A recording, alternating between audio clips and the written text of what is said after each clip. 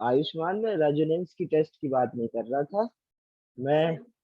इधर ये विरार के लोगों की बात कर रहा था, ये जो एमजीएम वाले लोग हैं, महान लोग। Solution containing amphiprotic ion, या एनाइन या कैटाइन कोई भी हो, आयन लिख लो। Ion ion solutions containing amphiprotic ion. देखो एम्फी प्रोटेक्ट मतलब होता क्या है, पहले तो ये समझते हैं। सपोज आपके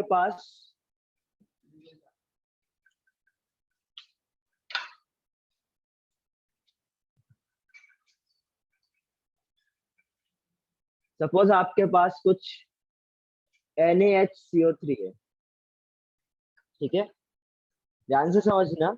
यदि आपने इसको वाटर में डाला, क्या हो सकता है इसके साथ?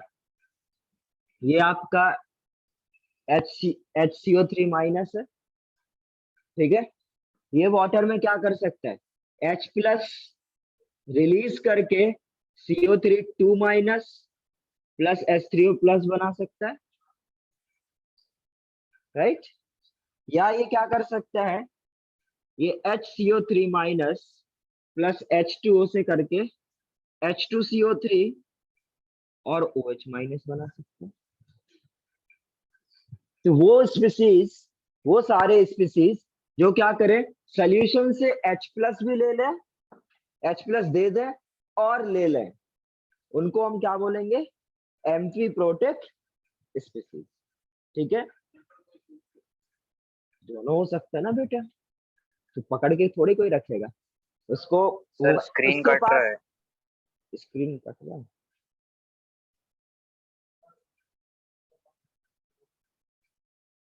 एक एग्जांपल और दे देता हूँ, कोई भी एग्जांपल ले लो, कोई भी आप डाइप्रोटेक एसिड ले लो, सपोज HS माइनस, ठीक है।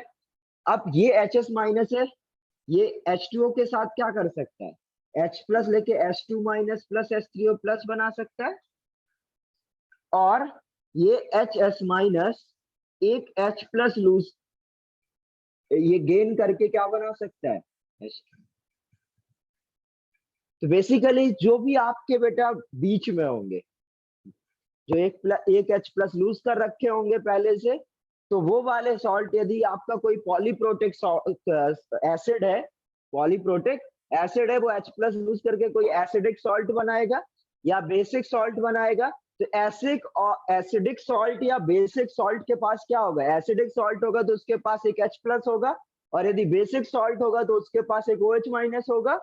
और ये एक पहले लूज कर चुका होगा क्योंकि सॉल्ट बनाया है, राइट। तो यदि आपके पास कोई पॉलीप्रोटिक एसिड या बेस था, उसने अपना एक बार में एक H प्लस ही लूज करता है, लूज करने के बाद कोई एसिडिक या बेसिक सॉल्ट बनाया होगा। एसिड और एसिडिक या बेसिक सॉल्ट आपके क्या हो सकते हैं, एम्फी प्रोटेक्ट हो सकते हैं। वो आपके H प्लस ले भी सकते हैं और H प्लस दे भी सकते हैं। तो बेसिकली आपको अब ऐसे सोल्यूशन बनाना है, जब यदि आपको कोई ये दे दे और आपको बोला भाई इसको आपने पानी में डाला, अब इसको आपने पानी में डाला तो अब ये जो कर सकता है करेगा, राइट। ये इसको यदि आप वाटर में डालोगे तो ये जो कर सकता है वो करेगा। अब ये क्या कर सकता था, H प्लस लूज कर सकता था, H प्लस गेन कर सकता था। उससे जो मिक्सचर बनेगा, ये काम तो बेटा एक ही बीकर में हो रहे होंगे। कुछ HCO3 माइनस आपका इसमें जा रहा होगा और कुछ HCO3 माइनस आपका H2CO3 में जा रहा होगा। ये है तो आपका एक ही बीकर में, है तो आपका ये पूरा एक ही सोल्यूशन।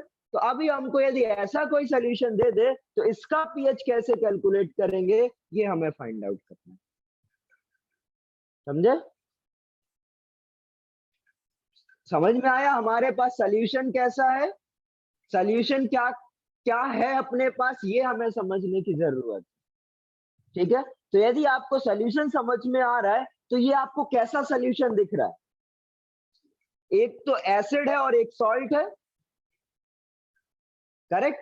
तो बेसिकली आपका ये आपका कितना फॉर्मेशन बन रहा है सॉल्ट का वो हमें पता हो जाए, या ये पता चल जाए कि इसकी वजह से ये कितना एसिड बना रहा है, कितना H प्लस, ये क्या है H प्लस, इससे हमें H प्लस मिलेगा, इससे हमें पूरा एसिड ही मिल रहा है। तो ओवरऑल इधर देखा जाए तो H प्लस कितना है ये, और ये OH माइनस इसको कुछ खत्म करेगा, H प्लस भी है OH माइनस भी है। अब ये H प्लस और OH माइनस कुछ एक दूसरे को न्यूट्रलाइज करेंगे, जो जिसकी क्वांटिटी ज्यादा होगी उसके बेसिस पे आपका क्या आ जाएगा, पीएच आ जाएगा। आया समझ में? तो वो तो आप कैलकुलेशन करेंगे ना हम लोग, वो तो डिपेंड करेगा आपके पास कितना कितना अमाउंट किस में जा रहा है, वो डिपेंड करेगा आपका के पर, के बी पर, के ए वन के ए टू, इस पर डिपेंड करेगा।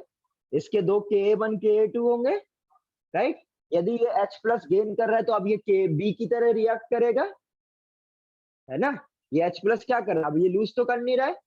सपोज इसका क्या था, जैसे नॉर्मली क्या होता है, यदि H2CO3 होता है तो वो आपका एसिडिक मीडियम में एक H प्लस लूज करता है, तो HCO3 minus plus H3O plus बोल के मैं क्या बोल देता हूँ, सपोज ये Ka1 है, राइट। इसने क्या करा, एक और लूज करा, तो इसको मैं क्या बोल सकता हूँ, Ka2, Ka2।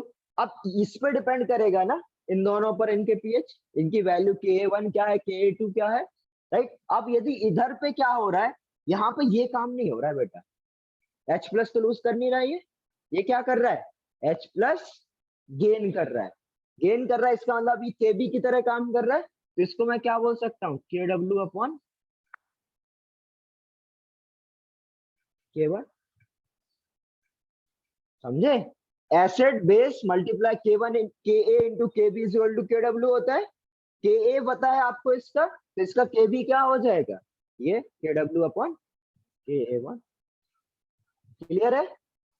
तो बेसिकली अब आपके ये जो यदि कोई भी एमपी प्रोटेक्ट सोल्यूशन है, उससे आपको यदि K1 और K2 निकालना है, तो ये आप वैल्यूज को यूज करोगे और आपका जो पीएच आ जाता है। अब मैं आपको डायरेक्ट इसके लिए क्या करना होता है, कभी भी यदि आपके पास ऐसा मिक्सचर बने तो आप क्या कर सकते हो, डायरेक्ट पीएच निकाल सकते हो। उसके लिए मैं आपको फॉर्मूला दे रहा हूँ, ठीक है। ये सिस्टम समझ में आया, इसमें ये और ये यूज होगा, ये समझ में आ रहा है। तो देखो आपका जो आंसर आएगा बेटा वो K1 और K2 में आएगा, जो जो दिया हुआ करे हमेशा उसके एक ऊपर वाला। समझ लो, जैसे ये तो डाई प्रोटेक्ट था तो इसमें दो ही थे तो दोनों यूज हो जाएंगे। यदि कोई ट्राई प्रोटेक्ट होता तो उसमें तीन होते। तो अब आपको जो गिवन है वो उसका के और उसके ऊपर वाला के पीएच निकालने के लिए यूज होगा। समझ गए? उसके ऊपर वाला आएगा ना, इसके लिए था, ये गिवन था आपको ओरिजिनली, तो इसके तो Ka2 है जो कि आपका H प्लस लूज करके आ रहा है, और ये गेन करके आ रहा है, तो इसके ऊपर वाला जाएगा, हमेशा गेन करेगा। तो हमेशा जो जिसके लिए आपको पीएच कैलकुलेट करने को दिया है उससे एक H प्लस जो पहले लूज करा था वो वाला Ka यूज होगा हमेशा पीएच कैलकुलेशन। ठीक है, आया समझ में? तो देखो इसके लिए जो पीएच कैलकुलेट होके आता है उसका फॉर्मूला आता है आपका pH is equal to pKa1 plus pKa2 by 2। सीधे फॉर्मूला याद रखेंगे, कैसे आ रहा है वो हमें नहीं सीखना है। बेसिकली एवरेज निकाल दिया मैंने दोनों के का, समझ गए? नोट कर लो।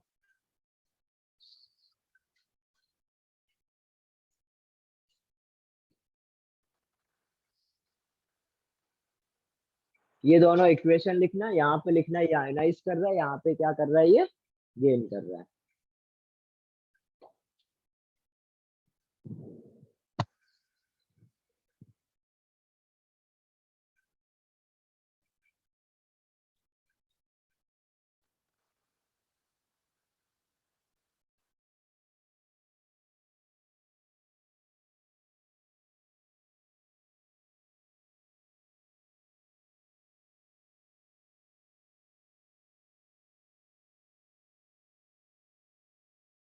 आगे समझ।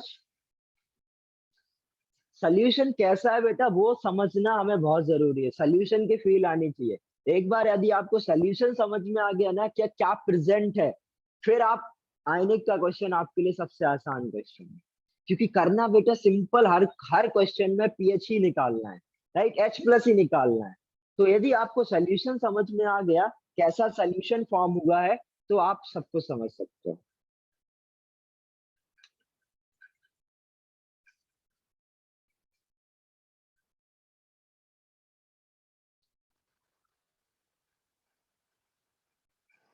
तो कल से रिवीजन है तुम लोग का केमिस्ट्री का, मोल कॉन्सेप्ट का रिवीजन होगा, पढ़ के आना, मैं क्वेश्चंस कराऊंगा। और यदि कोई कॉन्सेप्ट नहीं आता है तो पूछ भी सकते हो। मैं कोशिश करूंगा कि सारे कॉन्सेप्ट का एक एक क्वेश्चन कराऊं, तो क्वेश्चन में तो सीख ही जाओगे, या रिवीजन ही करना है प्रॉपर, मतलब। हाँ, क्वेश्चंस के सर आप साथ ही ब्रीफ ठीक है ना। में एकदम शॉर्ट में सारे कॉन्सेप्ट बताएंगे क्या? हाँ कोशिश करूंगा मतलब शॉर्ट में जरूरी नहीं सारे है। बताने के लिए। हाँ, नहीं ओके। कोशिश करूंगा स्टार्टिंग में शॉर्ट में सारे कॉन्सेप्ट बताने की। Okay sir. नहीं तुम लोग, मैं बोल रहा हूँ यदि तुम लोग रिवीजन करके आओगे ना, फिर जो क्वेश्चंस करेंगे तो बाकी लोगों को जो कॉन्सेप्ट नहीं आ रहे होंगे तो क्वेश्चन कराते टाइम कॉन्सेप्ट भी सीख सकते हो। तो तुम लोग, यदि तुम लोग को तो रिवीजन करके आना ही है, उसमें कोई ऑप्शन नहीं है, ठीक है। वो करके आओ, बाकी देखते हैं कैसे तुम लोग रिस्पॉन्ड करते हैं, उसके हिसाब से चीजें चेंज करेंगे। यदि तुम लोग आराम से कर पा रहे होगे क्वेश्चंस, तो हम लोग क्वेश्चंस कर करके सीख लेंगे, रिवाइज कर लेंगे। बट रिवाइज करके आओ ठीक से, फॉर्मूले याद होने चाहिए, ठीक है। यदि कोई कॉन्सेप्ट भूल रहा है तो वो भी पूछ लो आके, ठीक है। ओके इसलिए सर। रिवीजन, इसलिए रिवीजन कराया जा रहा है। नहीं नहीं, और थोड़ा 5:30 के बाद ही होगा, मतलब 5:30 से होना चाहिए मेरे हिसाब से। अभी फिजिक्स का या 5:30 हो रहा था ना, तो 2.5 घंटे होगा, तो 5:30 to 8।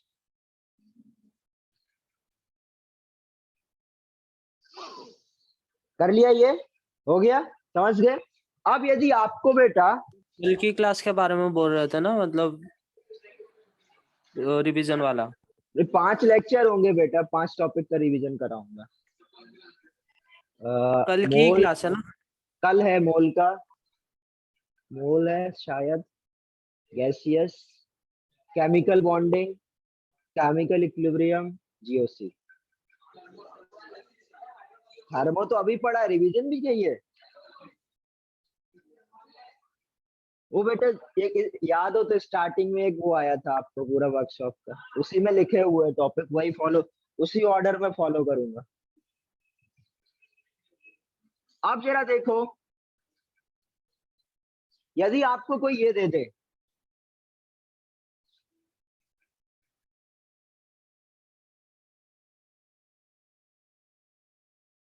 ठीक है, बोला जाए आपको इसका पीएच का फॉर्मूला बताओ, इसके लिए पीएच का फॉर्मूला बना लोगे। अब ये आपका बेटा टाइप ट्राई प्रोटेक होता है, ट्राई प्रोटेक होने से क्या होगा, H3PO4, पहला H प्लस लूज करेगा तो ये क्या बनाता है, H प्लस H2PO4 माइनस इस, ये क्या हो जाता है आपका Ka1, ऐसे Ka2 Ka3। तो आपके पास Ka1 Ka2 Ka3 है। जैसे मैंने इसका फॉर्मूला ड्राइव करा, बताया आपको कि इनको देखकर आपको क्या बताना पड़ेगा पीएच, वैसे ही यदि आपको ये दे दिया जाए तो आपसे पूछा जाए बेटा कि इसका फॉर्मूला क्या होगा तो बताओ। यदि आपसे पूछा जाए HPO4 2 माइनस, इसका पीएच का फॉर्मूला क्या होगा, करो कोशिश। हाँ,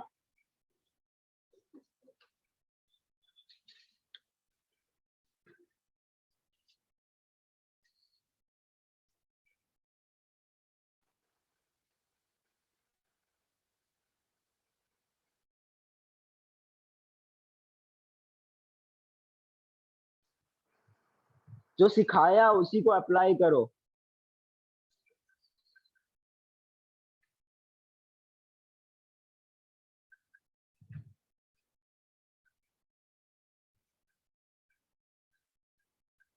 हो गया, दिखाओ क्या इसके लिए, इसका कहाँ है, ठीक लिखा है।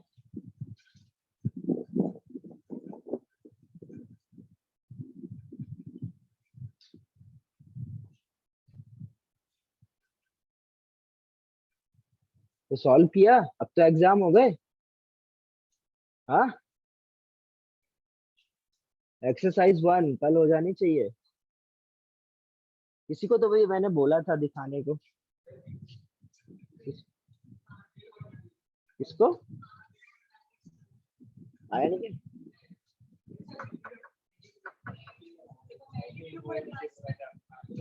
किसी को तो भी तो बोला था। हाँ, राहुल को बोला था। अच्छा, डाउट है, क्या डाउट होता? एक्सरसाइज किया, डाउट है तो पूछ लेना, डाउट अभी क्लास के बाद पूछ लेना।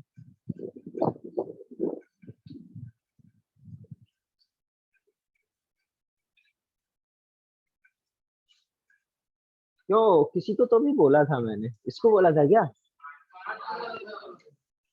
बात तो अभी बेटा सभी को बोल दिया है, ठीक है।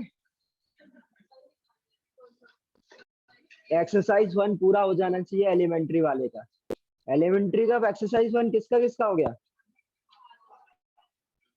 आधा तो ऐसे बोल रहे तो कौन सा आधा, मतलब दिखाना। अभी कितने किसके पास है? आज भी नहीं होगी, नई बुक होगी ना आज भी। क्या आया आंसर? आया बेटा? क्यों आया? ये पीएच निकालना है आपको। क्या आया यश? हाँ, दो अलग अलग फॉर्मूले आएंगे। क्या आया?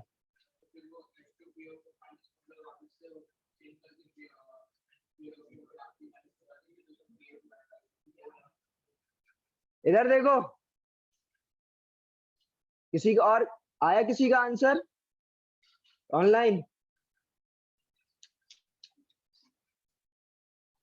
देखो जरा, अभी आपके पास बेटा ये दे रखा है, राइट। मैं बोला था जो गिवन हुआ करे उसका पीएच, उसका के और उसके ऊपर वाले का के का एवरेज ले लो, पीएच हो गया। ये इतनी सी लाइन आपको याद रखनी है कि कभी भी कोई भी एमपी प्रोटेक यदि आपके पास है और ऐसा कोई सोल्यूशन बन रहा है, तो यदि आपको ये दिया है, ये दिया है, इसका मतलब क्या, H2PO4 माइनस, ये एक H प्लस लूज करेगा तो क्या बनाएगा, HPO4 2 माइनस, इसका क्या हो जाएगा, Ka2। इसके एक ऊपर वाला क्या है, Ka1, तो इसका पीएच क्या हो जाएगा, pKa1 प्लस pKa2 बाई। और सपोज आपको इससे पूछना है तो इसका क्या होगा, HPO4 2 माइनस एक H प्लस लूज करेगा, क्या होगा, H प्लस PO4 3 माइनस ये क्या है आपका Ka3। इसके एक ऊपर वाला क्या हो जाएगा, एक ऊपर बेटा तीनों क्यों ऐड करना, एक ऊपर, एक ऊपर क्या आएगा Ka2, तो क्या हो जाएगा pKa2 plus pKa3 divided by. अभी आ गया समझ में? समझ गया कैसे पीएच निकालेंगे? तो ये फॉर्मुलेशन करने के बाद ये ऐसे आ जाता है, ये ट्रिक है, आप ऐसे यूज कर लोगे। और मैंने आपको इधर समझाने की कोशिश भी करी थी कि ये वाला टर्म कैसे आ रहा है, ठीक है। जब आप ये OH माइनस को यूज करोगे इसको न्यूट्रलाइज करने के लिए, तो ये टर्म आएगा, उसी को सॉल्व करके बेटा ये क्या आ जाता है, ये आ जाता है।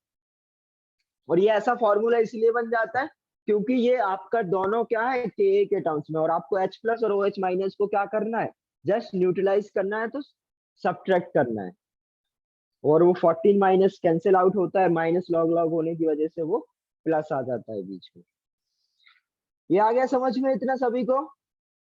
तो और जो इसकी यदि आप एग्जैक्ट कैलकुलेशन करोगे तो वो बहुत ज्यादा कॉम्प्लिकेटेड हो जाता है। ठीक है, इसलिए हम लोग बहुत सारे एजम्पशंस लेके ये फॉर्मूला ड्राइव करते हैं। कैसे ड्राइव हो रहा है, कहाँ से आ रहा है, ये हमें सीखने की जरूरत नहीं है। सिर्फ हमें क्या, ये फॉर्मूले बनाने आने चाहिए।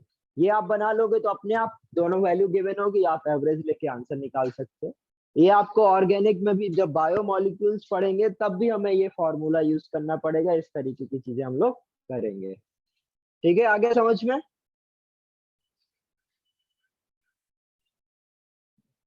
चलो नेक्स्ट हेडिंग डालो।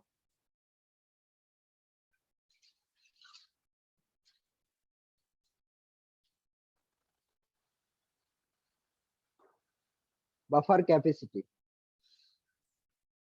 बफर कैपेसिटी एक बार मैं पढ़ा चुका हूं, उसमें मैंने फॉर्मूला दिखाया था कि जो भी आपको बफर कैपेसिटी होता है वो क्या होता है, कितना भी आप अमाउंट ऑफ स्ट्रॉन्ग एसिड या स्ट्रॉन्ग बेस ऐड कर रहे हो डिवाइडेड बाय पीएच चेंज।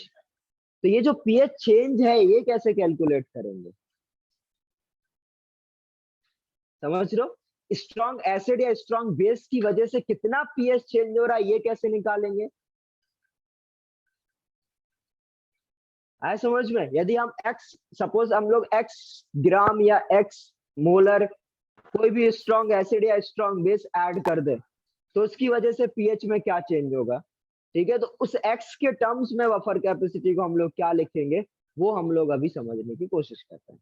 ठीक है, नेक्स्ट वो बेसिकली मेंस लेवल तक आप उस फॉर्मूला से आपको कोई पीएच चेंज दे देगा, कितना अमाउंट दिया उससे आप बफर कैपेसिटी दे सकते हो।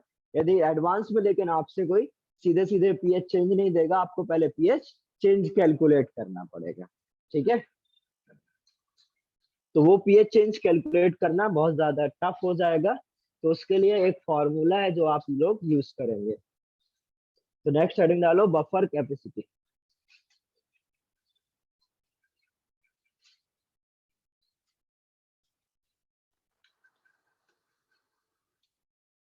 अच्छा, बफर था तो बफर का फॉर्मूला याद है क्या? पीएच इज इक्वल टू क्या होता है? यदि आपका बफर एसिडिक बफर है, ठीक है, जिसमें आपका मैं अमाउंट बताऊं तो ए मोल, यदि मैं वीक एसिड का लूं, ए मोल वीक एसिड का लूं, और इसमें क्या लिया हुआ है, ए मोल आपका वीक एसिड का लिया हुआ है और बी मोल आपका सॉल्ट का लिया हुआ है, बेसिकली एनाइन का लिया हुआ है। ठीक है, तो यदि आपके पास ये है तो आपको पीएच का फॉर्मूला बताया था मैंने बफर में, क्या था formula? PK salt upon acid. तो ये क्या हो जाएगा, pH is equal to PK A plus log B upon A. ठीक है, ये तो इस तरीके से हम इसका पीएच निकाल सकते हैं। अब यदि आपने क्या किया, x mole of strong acid, ठीक है, या स्ट्रॉन्ग बेस ऐड कर दिया, समझ गए? तो कुछ पीएच में चेंज आएगा, तो ऐड करने के बाद पीएच क्या हो जाएगा?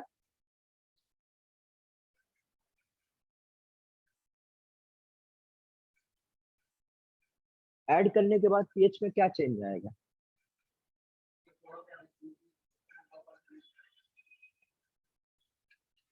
क्या होना चाहिए,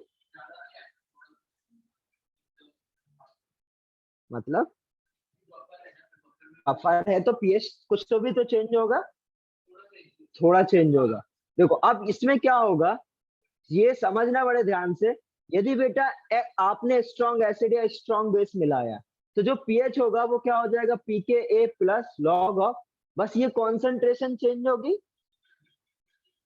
क्या होगी, ये कॉन्सेंट्रेशन चेंज होगी। अब आपने एसिड ऐड किया है तो एसिड के अमाउंट में क्या हो जाएगा, इससे जो H प्लस आने वाला है वो ऐड हो जाएगा, और ये क्या करेगा, जो बेस था उसको कुछ न्यूट्रलाइज कर रहा होगा, तो जो सॉल्ट की कॉन्सेंट्रेशन होगी वो क्या हो जाएगी, कम हो जाएगी। ठीक है, अब इससे हम लोग जब पीएच कैलकुलेट करेंगे तो इन दोनों को क्या करेंगे, डिफरेंस निकालेंगे, तो वो delta pH is equal to क्या आ जाएगा, इन दोनों को सब्ट्रैक्ट करेंगे, इन दोनों को सब्ट्रैक्ट करेंगे तो क्या आ जाएगा, log B by A minus log of B minus upon A plus X. Clear है, बोलो, इतना समझ में आ गया। बस इससे अब हम लोग क्या करेंगे, डायरेक्ट बफर कैपेसिटी का, इसको क्या करना होता है बेटा, हमें सॉल्व करके डिफरेंशिएट करना पड़ेगा, फिर जाके आपका क्या आएगा, बफर कैपेसिटी, क्योंकि हमें चेंज निकालना है, change with respect to X निकालना पड़ेगा। किस तरीके से आपका, कि जितना अमाउंट आपने ऐड करा उसके रिस्पेक्ट में आपका पीएच कितना चेंज हो रहा है, तो उसके लिए आपको क्या निकालना पड़ेगा, डेल पीएच अपॉन डीएक्स। उसके लिए हमें क्या करना पड़ेगा, इसका डिफरेंशिएशन करना पड़ेगा एक बार, उससे जो फॉर्मूला आएगा वो क्या देगा आपको, बफर कैपेसिटी। हाँ समझ गए, इसको हम लोग यदि डिफरेंशिएट करेंगे विद रिस्पेक्ट टू एक्स तो क्या आ जाएगा आपका, डेल पीएच अपॉन डीएक्स, वो आपका क्या होगा, बफर कैपेसिटी। वही सिखाया था स्टार्टिंग में, जो आपका जितना भी आप अमाउंट ऐड करो डिवाइडेड बाय पीएच चेंज। ठीक है, तो इसको आप लिख सकते हो del of delta pH upon del X is equal to, क्या हो जाएगा ये आपका, मैं सीधे सीधे फॉर्मूला लिख रहा हूँ, 2.303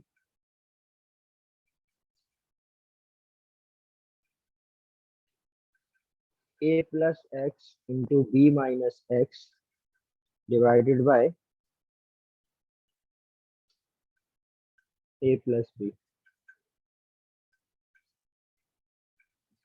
ठीक है, और इसी को यदि x बहुत स्मॉल है तो हम लोग क्या फॉर्मूला लिख देते हैं, 1/2.303 A B upon A plus B.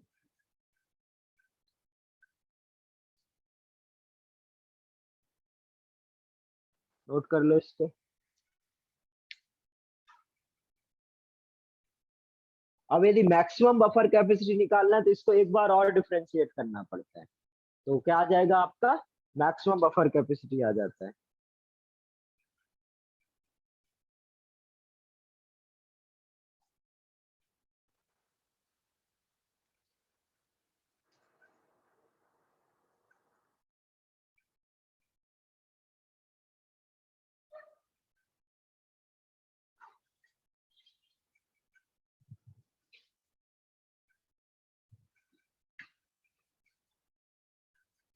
Done, ये ऑनलाइन दिख रहा है आप लोगों को? Yes sir. Okay,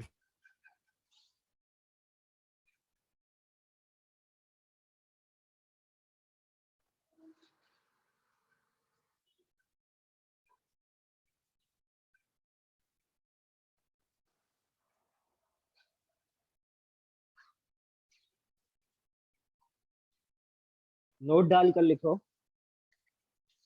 the buffer source, एक मिनट लिखो,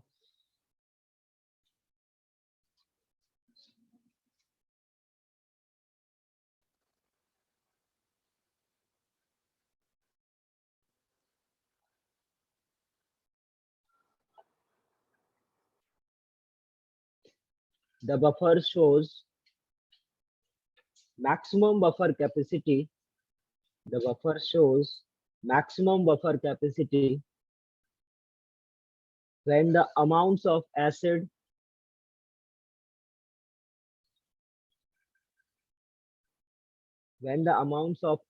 or base,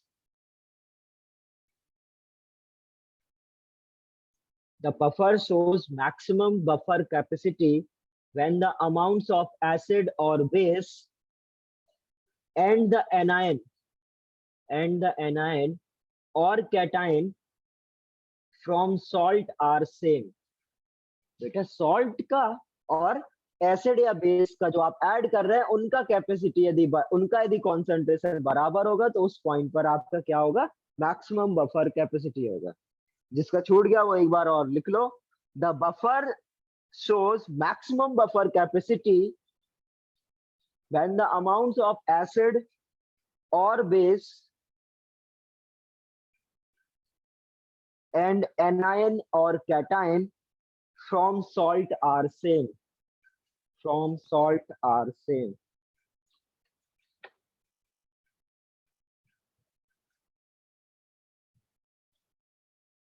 क्वेश्चन लिखो. Calculate the buffer capacity of 1 liter solution of. Calculate the buffer capacity of 1 liter solution of 0.1 molar acetic acid. Solution of 0.1 molar acetic acid and 0.1 molar sodium acetate.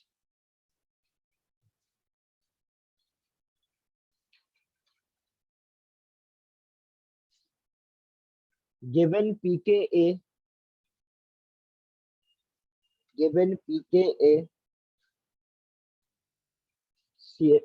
pKa of acetic acid is equal to 4.74.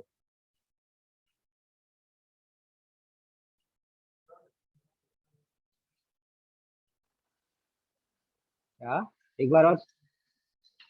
Calculate the buffer capacity of 1 liter solution of 0.1 molar acetic acid and 0.1 molar sodium acetate solution.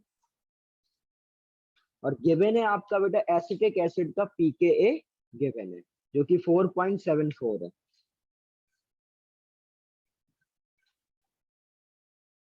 Buffer capacity बताओ मेरे को calculate करके कितना आ रहा है.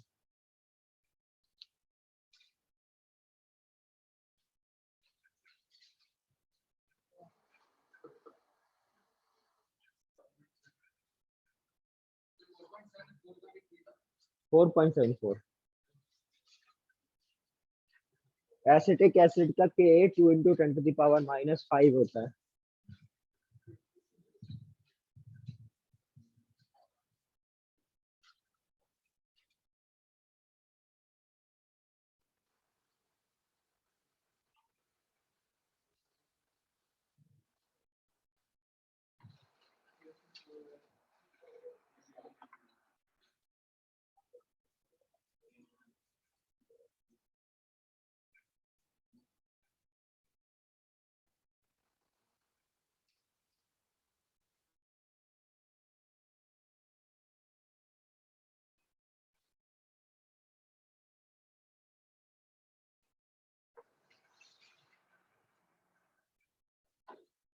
हो गया ये.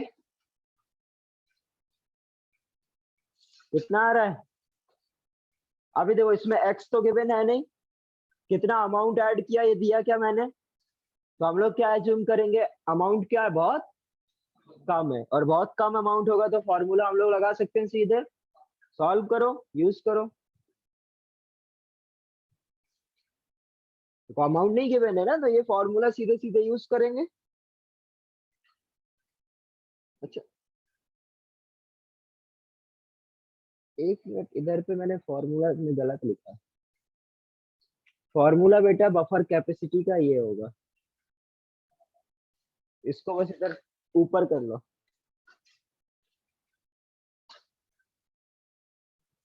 ये इधर सही लिखा था. जब बफर कैपेसिटी क्या होता है अमाउंट अपॉन पीएच चेंज होता है ना तो वो उल्टा करते टाइम मैंने गलती कर दी. समझ गए. यहाँ तो मैंने सही लिखा. ये ये पीएच अपॉन डीएक्स क्या होगा आपका. ये आपको बफर कैपेसिटी क्या होता है उल्टा होता है ना. अमाउंट अपॉन पीएच चेंज होता है तो उसको उल्टा करना था तब ये आ रहा है.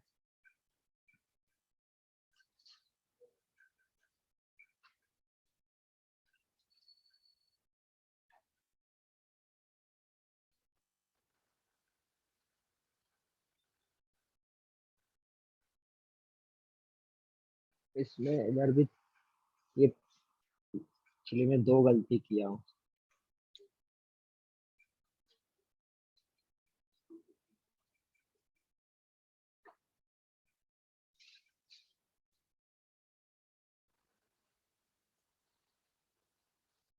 इधर ये देख के थोड़ा सा सही कर लो।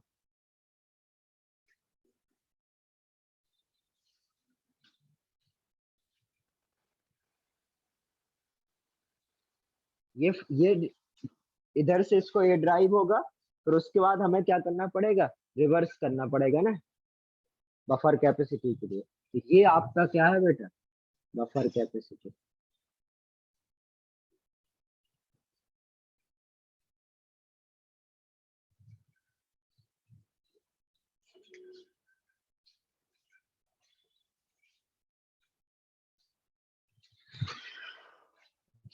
अच्छा ये बताओ, अभी सपोज आपने बफर कैपेसिटी निकाला, कुछ आया, एक और सोल्यूशन देता मैं, उसका कुछ बफर कैपेसिटी आता,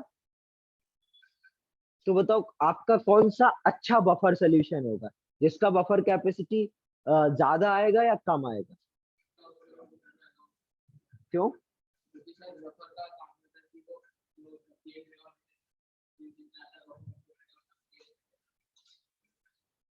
तो कैपेसिटी फिर क्या डिफाइन कर रहा है, कैपेसिटी तुमको क्या बता रहा है?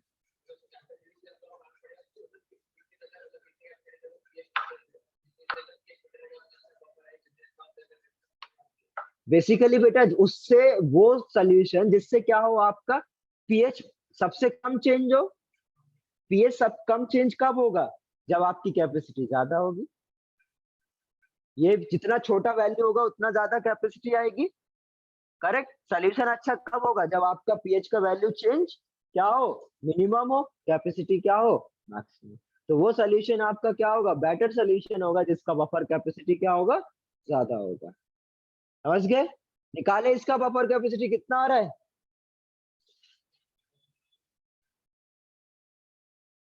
अब तो निकाल लो यार, यार सीधे सीधे फॉर्मूला। ये आ जाएगा आपका बफर कैपेसिटी। हाँ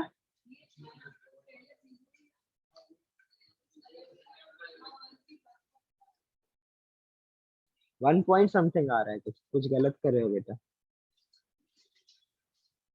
नेक्स्ट हेडिंग डालो।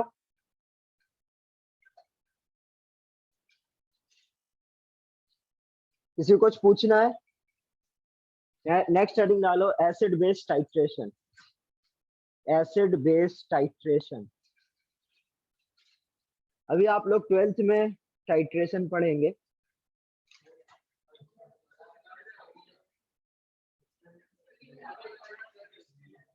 ट्वेल्थ का भी हो गया, 11th में था क्या कुछ टाइट्रेशन? अच्छा बताओ क्या होता है टाइट्रेशन? हाँ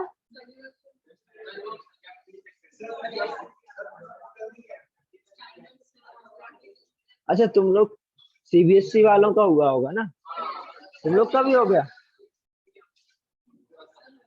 अच्छा वैसे टाइट्रेशन होता क्या है, कोई बताएगा? किस लिए हम टाइट्रेशन वर्ड यूज कर रहे हैं? किसी को डिटरमाइन करने के लिए, राइट?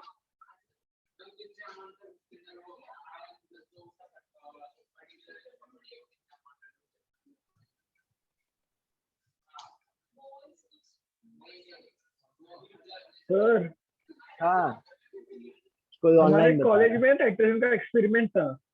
हाँ हाँ सर तो क्या किसी रिएजेंट का मतलब किसी केमिकल का वॉल्यूम और फिजिकल क्वांटिटी असर्टेन करके किसी दूसरे का कंसंट्रेशन पता करने के लिए। Good good very good. देखो जरा, सिंपल है बेटा। हाँ नहीं, पहले पहले यश से पहले भी एक बच्चे ने बोला है, बाद में यश ने बोला। यश ने सही बोला। सुनो, तुम लोग जो बोल रहे थे वो गलत नहीं था।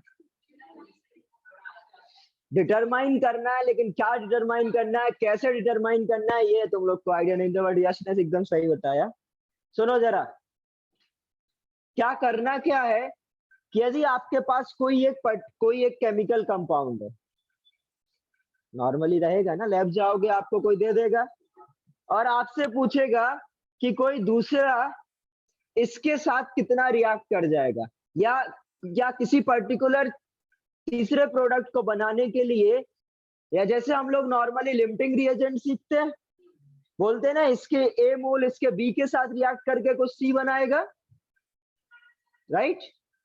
Yes sir. स्ट्राइक हमेशा कोई भी यदि दो कंपाउंड्स रिएक्ट करते हैं अपने स्टोइकियोमेट्रिक रेशियो में करते हैं, तो उसी को बेटा फाइंड आउट करने के लिए हम लोग क्या यूज करते हैं? टाइट्रेशन यूज करते हैं। हमें क्या होगा, यदि कोई सपोज आपके पास पर्टिकुलर एक कोई KMnO4 दे दे, या कोई भी आपके पास सोल्यूशन है और आपको फाइंड आउट करना है कि दूसरा कितना इसमें कितना अमाउंट इसका उसमें रिएक्ट करेगा, उसका कॉन्सेंट्रेशन या उसका वॉल्यूम फाइंड आउट करने के लिए हम लोग टाइट्रेशन यूज करते हैं। आया समझ में? तो इसी टाइट्रेशन को देखकर जो हम लोग आजकल स्टोइकियोमेट्री सीखते हैं, या हम लोग आजकल बोलते हैं ना स्टोइकियोमेट्रिक रिलेशन है, वो यूज करते हैं, या हम लोग अभी इक्विवेलेंट कॉन्सेप्ट सीखेंगे 12th में, तो वो हम लोग सब इसी को देखकर हम लोग ने ये बनाया है। ठीक है, जो भी हम लोग टाइट्रेशन में लैब में करेंगे उसको हम लोग इक्विवेलेंट के हेल्प से सब कुछ कैलकुलेट कर सकते हैं, फिर हम लोग अपने डेटा मैच कराते हैं। ठीक है, यदि आपको टाइट्रेशन आता है तो आप डेटा अपने से लिख सकते हो और प्रैक्टिकल एग्जाम में पागल बना सकते हो। ठीक है, हाँ, ये इंडिकेटर जैसे पिंक कलर दिखाई दे जाता है तो हमें पता चल जाता है हाँ भाई रिएक्शन हो गई है। कुछ ना कुछ हमें ऐसा इंडिकेशन मिलेगा, या तो प्रेसिपिटेट मिलेगा, या पिंक कलर मिलेगा, या हमें हीट मिलेगा, टेम्परेचर चेंज होगा। तो बेसिकली हमें कुछ ना कुछ इंडिकेशंस मिलेंगे जिससे हम लोग बता सकते हैं कि इधर पे पर्टिकुलर रिएक्शन कंप्लीट हुई है। तो वैसे ही एग्जैक्टली सेम काम हमें इधर करना है एसिड बेस टाइट्रेशन में। देखो, हमेशा कोई भी टाइट्रेशन करोगे तो हमेशा आपके पास ऑपोजिट होने चाहिए, करेक्ट? कोई भी चेंज तभी ऑब्जर्व करेगा जब आपके ऑपोजिट होंगे। यदि सेम हुए तो कुछ होगा कि आप दो एसिड को मिक्स कर दोगे तो क्या कुछ उधर पे रिएक्शन होने वाली है? कुछ भी चेंज ऑब्जर्व होगा? नहीं। तो कभी भी बेटा कोई भी यदि चेंज ऑब्जर्व होना है उसके लिए हमें क्या चाहिए? हमेशा ऑपोजिट चाहिए। हमेशा एसिड और बेस टाइट्रेशन हमें करानी होगी। ये बात समझ गए? तो अब टाइट्रेशन होता क्या है, हमें क्या इंडिकेशन मिलेगा? हमें ये मिलेगा बेटा, यदि आपके पास कोई एसिड है, यदि सपोज आपके पास 20 ml HCl है 0.1 मोलर, ठीक है, यदि आपके पास क्या है 20 ml HCl या 40 ml HCl है, 40 ले लेते हैं थोड़ा बड़ा हो जाएगा, 40 ml है और 0.1 मोलर सपोज HCl है, ठीक है। समझना बड़े ध्यान से, एक बार समझ लोगे तो जितना भी कुछ पढ़ना है सब सेम ही है, कॉन्सेप्ट इतना ही है, उसके बाद हमारे केसेस बदलते रहेंगे जैसे हम लोग अभी बदल रहे थे। तो सपोज आपके पास 40 ml है और ये 0.1 मोलर HCl है, इसको हम लोग ने क्या करा, टाइट्रेशन कराना शुरू करा 0.1 मोलर NaOH से, और आपको फाइंड आउट करना है बेटा किस पीएच पर ये न्यूट्रलाइज होगा, किस पीएच के लिए। वह आपका हर बेसिकली आप यदि 20 ml मिक्स करो तो आपका पीएच कितना होगा, बेसिकली आपको पीएच कैलकुलेशन करनी है for strong acid strong base आपके पास यदि है, और वो आपको अब कॉन्सेंट्रेशन ऐसे नहीं करना, आपके पास पिपेट मिलेगा, आपको लैब में टाइट्रेशन करना होगा। ठीक है, आप क्या करोगे, अमाउंट आपको सिर्फ ये पता होगा आप कितना अमाउंट ऐड कर रहा हो। आपने पिपेट में क्या करा, पूरा फिल कर लिया, और आपको ये पता चलेगा कि आपने अभी कितना डाला, और आप कितना डालने के बाद उसका कितना पीएच होगा ये आपको पता करना है। अब ये पीएच कैसे पता करोगे, क्योंकि हमें तो सॉल्व करना कुछ आता नहीं है। तो अब कब इसका पीएच चेंज होगा उसके लिए हमें क्या करने पड़ेंगे, इंडिकेटर्स यूज करने पड़ेंगे। क्या यूज करना पड़ेगा, इंडिकेटर्स। और जब ये बेटा अपना जब भी, और कैसा इंडिकेटर हम लोग यूज कर सकते हैं, वो इंडिकेटर यूज करना पड़ेगा हमें जब ये सपोज आपका कुछ भी चेंज ऑब्जर्व करा है, ये सपोज ये न्यूट्रलाइज हो रहा है, यदि ये न्यूट्रलाइज हो रहा है तो सपोज किसी पीएच के लिए न्यूट्रलाइज हो रहा होगा, और वो उस पीएच पर वो पीएच उस इंडिकेटर की रेंज में आना चाहिए।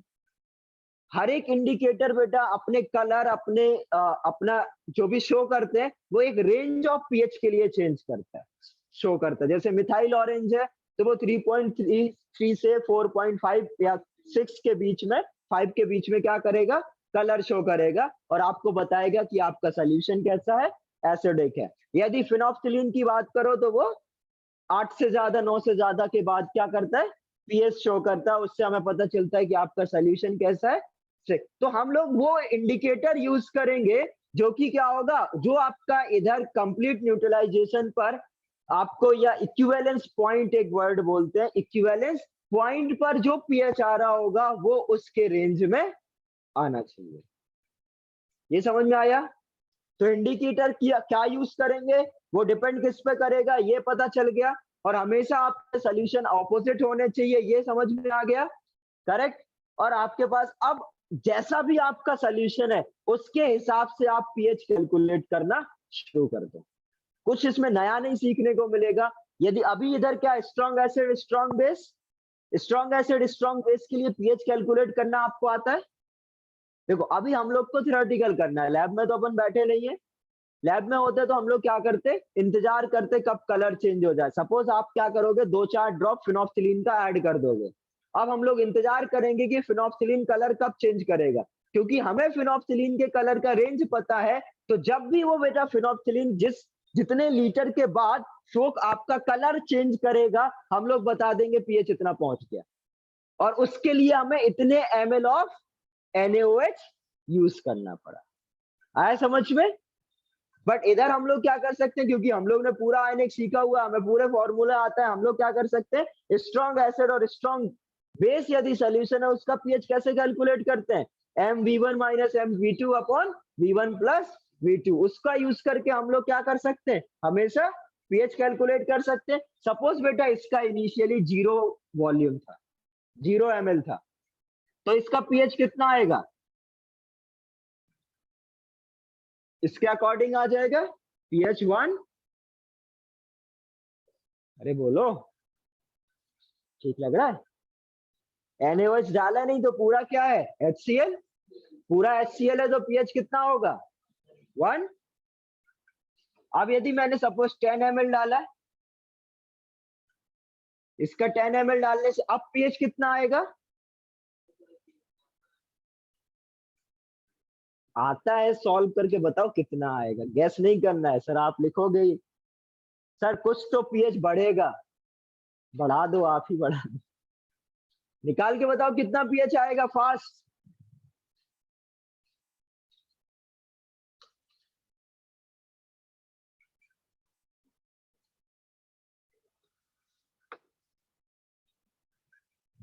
स्ट्रॉन्ग बेस सोल्यूशन बताया था, Ma1B1 minus Ma2B2 upon V1 plus V2, वो यूज करो जल्दी से।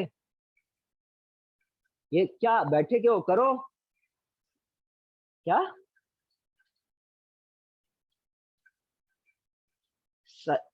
समझने की कोशिश करो, गिवन क्या है, कैसे निकालेंगे, फील करो।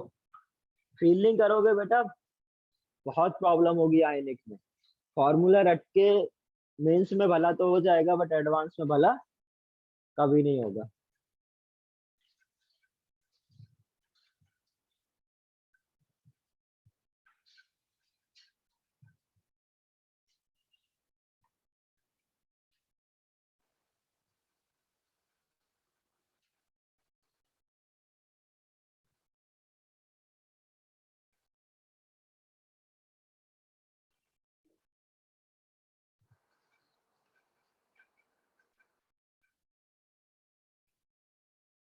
क्या या इतना टाइम कैसे लग सकता है भाई, क्या सॉल्व कर रहे हो या बैठ के आराम, ये तो आराम ही करती है, इसको पता चल गया जिसको बोलना था मेरे को। या हाँ कितना आया, क्या रहा है, 1 से बड़ा आ रहा है ना, कुछ तो आ रहा है, जो भी आ रहा है। हाँ ठीक है, 1.22 आ रहा है। इधर देखो, अभी यदि आपको करना क्या है ये समझ में आ रहा है सभी को। आपके पास क्या है बेटा, ये 40 ml है, इसमें हमने 10 ml डाला तो ये ज्यादा है, ये ज्यादा। इसके आप क्या करोगे, पहले मिलीमोल्स निकाल लोगे। मिलीमोल्स कितने आएंगे, 0.1 इंटू 4। इसके मिलीमोल्स कुछ इसको न्यूट्रलाइज करेंगे, वो सब्ट्रैक्ट करा दो, क्या हो जाएगा 0.1 इंटू 10 डिवाइडेड बाई क्या करना था, टोटल। टोटल कितना हो जाएगा 50। कितना आएगा ये 3/50। तो इससे आप क्या करोगे, माइनस लॉग ऑफ ये कर दोगे, ठीक है ना। और इससे जो पीएच निकल के आएगा वो आ जाएगा आपका 1.22। तो बेसिकली ये जो हम लोग ने करा, इससे पीएच कितना आ गया इसके लिए। यदि मैं ग्राफ बनाऊं, ये ग्राफ ड्रॉ करने पड़ जाते हैं, ठीक है। ये यदि आपका इधर क्या कर रहा हूं मैं, वॉल्यूम ऑफ NaOH ऐड करते चला जा रहा हूं। यहाँ क्या है बेटा, पीएच है सपोज। सबसे पहले क्या आया, 0 के लिए आपका 1 आया पीएच, जब 0 वॉल्यूम था, फिर 10 हुआ, कुछ बढ़ा, करेक्ट, कुछ बढ़ा, फिर ऐसे ही बढ़ाते जाएं 20 के लिए कुछ आएगा, 20 ml के लिए कुछ निकाल सकते हैं, निकाल सकते हैं ना, निकाल सकते हैं, कुछ आएगा। 40 के लिए क्या आ जाएगा, 40 के लिए बेटा इक्विवेलेंस पॉइंट आ गया, एसिड और बेस का मोल कितने हैं, बराबर है, एसिड और बेस के इक्विवेलेंट बराबर है। इसका मतलब क्या है, इक्विवेलेंट पॉइंट आ गया, इक्विवेलेंस पॉइंट आ गया, दोनों क्या करेंगे 0 हो जाएगा, और आपका पीएच कितना आ जाएगा 7। तो इधर क्या आ गया पीएच 7। तो अब ये इंक्रीज होता गया, पहले 10 हुआ, फिर 20 हुआ, फिर जाके 40 हुआ, ये बढ़ा, और ऐसे से बढ़ता गया बेटा। जैसे ही 40 पे पहुंचा, ये ऐसे एकदम से क्या होता है, शार्प जंप लेता है। यदि आप 40 से थोड़ा सा कम लोगे तो आपका क्या रहेगा, पीएच कम आएगा। और यदि 40 के बाद आपने क्या करा, थोड़ा सा ऐड करा, तो पीएच में क्या आएगा, चेंज। तो यहाँ पर क्या आता है बेटा, बहुत आपका जंप, फिर इधर से 40 पर बेसिकली क्या हो जाता है, इस तरीके से जंप। फिर यदि आप 40 से ज्यादा मिलाओगे तो क्या होगा, फिर से पीएच बढ़ जाएगा, और क्या आएगा आपका, क्या आएगा, ये 7 हो गया सपोज, तो ये आपका बेसिक हो जाएगा। आगे समझ में। तो इस तरीके के आपका क्या बनेगा ये ग्राफ। अब आपने क्या यूज करा है उस पर डिपेंड करता है। आप स्टार्टिंग में मिथाइल ऑरेंज यूज कर सकते हो इसके लिए। यदि मिथाइल ऑरेंज बेटा इस रेंज में क्या कर सकता है, मिथाइल ऑरेंज आपका चेंज कर सकता है कलर, करेक्ट। इस रेंज में क्या करेगा, मिथाइल ऑरेंज चेंज कर देगा, आपको पता चलेगा कि अभी एसिड है, अभी एसिड ही है, एसिड ही है, एसिड ही है, जब तक मिथाइल ऑरेंज चेंज करेगा। फिर यदि इधर आपने बाद में क्या करा, फिनोक्सिलिन ऐड कर दिया, तो आप इस रेंज में क्या होगा, जब इसके पार निकल जाएगा तब आपका क्या करेगा, सोल्यूशन बेसिक हो जाएगा, और फिनोक्सिलिन क्या कर सकता है, कलर चेंज करेगा। आया समझ में। Yes sir. बोलो, फील करो इसको। हाँ नहीं, एक बार चेंज करा, या तो आप पहले मिथाइल ऑरेंज ऐड करोगे, या तो आप फिनोक्सिलिन।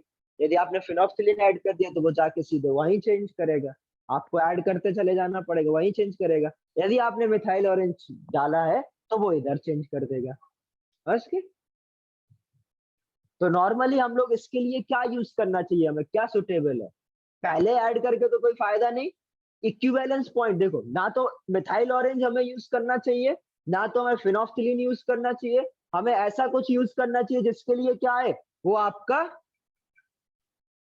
ये जो आपका इक्विवेलेंस पॉइंट था, किस पॉइंट पर, 7 पे था इक्विवेलेंस पॉइंट पर, पीएच 7 था, वो किसके पीएच के लिए रेंज में आ रहा है, ठीक है। वो जो आपका वो किसकी, ना तो मिथाइल ऑरेंज का 7 रेंज में आता है, ना तो फिनोक्सिलिन के रेंज में आता है 7। तो आपको वो इंडिकेटर ढूंढना पड़ेगा जिसके में 7 क्या आए, उसके पीएच रेंज में आए। समझ गए? तो वो मैं अभी लिखा दूंगा आपको। क्लियर है? ये समझ में आया सभी को? फील हो रहा, फील आ रहा है क्या चल रहा है टाइट्रेशन में? कैसे इधर जो आपको इधर करना है वो आना चाहिए, जो लैब में करना है वो भी आना चाहिए समझ में। ठीक है? आपके पास एक बीकर है, पिपेट में आपने क्या कर रखा है, NaOH भर रखा है। धीरे धीरे क्या करोगे आप, उसमें ड्रॉप बाय ड्रॉप डालोगे। पहले आपने सपोज कुछ नहीं डाला, फिर पीएच निकालोगे तो आपको पीएच पता चल जाएगा। फिर थोड़ा 10 ml डाला, फिर पीएच निकालो, पता चल जाए 20 ml पीएच निकालो, 30 ml डालो पीएच निकालो, 40 ml डालो पीएच निकालो, 7 आएगा। फिर उसके बाद और 50 और 60 कर दोगे तो क्या हो जाएगा, आपका सोल्यूशन बेसिक हो जाएगा। बेसिक हो जाएगा तो पीएच क्या होगा, 7 से ज्यादा हो जाएगा। आ रहा समझ में? वैसे ही आपको क्या करना होता है, जब हम लोग अभी वॉल्यूमेट्रिक एनालिसिस पढ़ेंगे तो वॉल्यूम कैलकुलेशन भी हम आप लोग लैब में जाके 12th में क्या करोगे, सेम इसी तरीके से करोगे।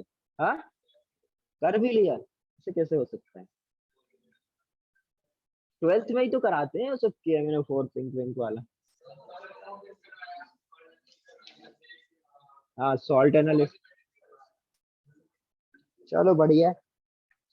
तो इसमें कुछ कुछ जो टर्म्स यूज होते हैं वो लिखो।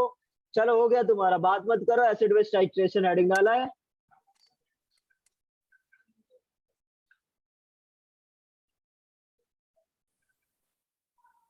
सबसे पहले कुछ इंपॉर्टेंट पॉइंट में लिखा दे रहा हूं जो आपको यूज होंगे टाइट्रेशन के लिए। पहला पॉइंट लिखो, इंपॉर्टेंट पॉइंट डाल के लिख सकते हो। पहला पॉइंट लिखो, titration is done between, titration is done between opposite solution.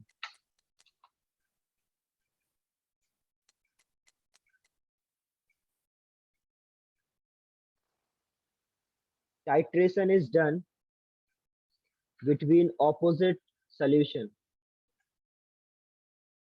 Second point, end point heading डाल के लिखो। end point हम लोग किसको बोलते हैं, end point where color of solution start changing, where color of solution start changing.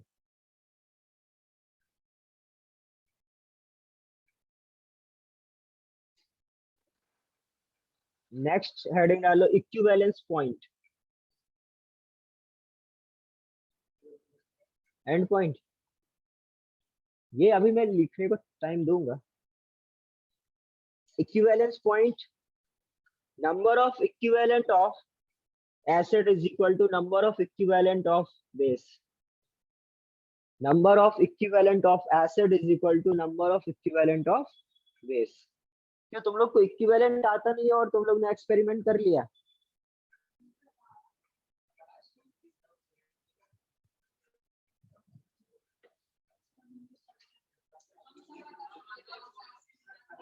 नहीं, मैं मतलब सिर्फ ये समझने की कोशिश करता हूँ कभी कभी कि लोग समझा कैसे देते हैं जब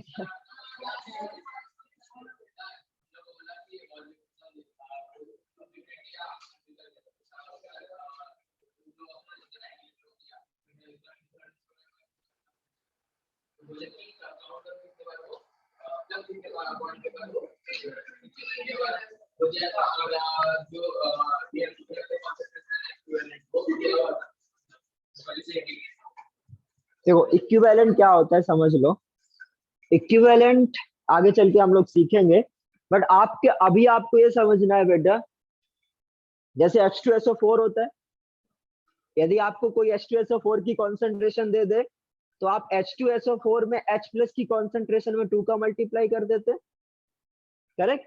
तो इक्विवेलेंट क्या करता है, आप जो आपके मोल होते हैं उसमें आपको n फैक्टर मल्टीप्लाई करना होता है।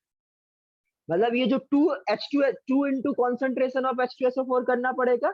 यदि आप इक्विवेलेंट निकाल रहे हो तो आपको फिर ये 2 वगैरह मल्टीप्लाई नहीं करना है। यदि कोई आपको इक्विवेलेंट दे दे फिर आपको ये नहीं देखना है वो कितने H+ दे रहा है कितने नहीं दे रहा है, आपको सीधे क्या कर सकते हो, आपको इक्विवेलेंट बराबर करने होते हैं हमेशा। क्लियर है? आगे समझ में? तो बेसिकली इक्विवेलेंट क्या होता है, मोल्स इनटू एन फैक्टर। अब एन फैक्टर क्या होता है, यदि कोई एसिड है उसकी बेसिसिटी कितनी है, बेस है उसकी एसिडिटी कितनी है, वो आप मल्टीप्लाई कर दो इनटू मोल, जो आपके मोल्स गिवन है वो आपको क्या मिल जाएंगे, नंबर ऑफ इक्विवेलेंट। ठीक है, सेम काम कॉन्सेंट्रेशन के लिए कर सकते हैं। एक टर्म आप लोगों ने सुना होगा, बहुत फेमस है, नॉर्मेलिटी, सुना है ना। तो नॉर्मेलिटी और मोलारिटी में सिर्फ बेटा यही एन फैक्टर का डिफरेंस होता है। नॉर्मेलिटी में क्या हो जाता है, normality is equal to N factor into molarity. Basically क्या हो रहा है, मोल्स में एन फैक्टर का मल्टीप्लाई कर रहा है, बाकी सब तो सेम है। मोलारिटी क्या होता है, moles of solute divided by volume in solution. तो नॉर्मेलिटी क्या होगा, number of equivalent upon volume in solution, या equivalent of solute divided by volume of solution in litre. तो नंबर ऑफ इक्विवेलेंट क्या होगा, एन फैक्टर इनटू मोल्स। तो moles upon volume in litre को क्या लिख देंगे हम लोग, मोलारिटी। तो नॉर्मेलिटी क्या हो जाएगा, एन फैक्टर इनटू मोलारिटी। आ रहा है क्या समझ में, या लिख के बताऊं, समझ गया, लिख के बता दूं पूरा। तो यार मैं इधर देखो, इतने में समझो, इधर मोलैरिटी क्या हो, सबसे पहले तो बेटा देखो,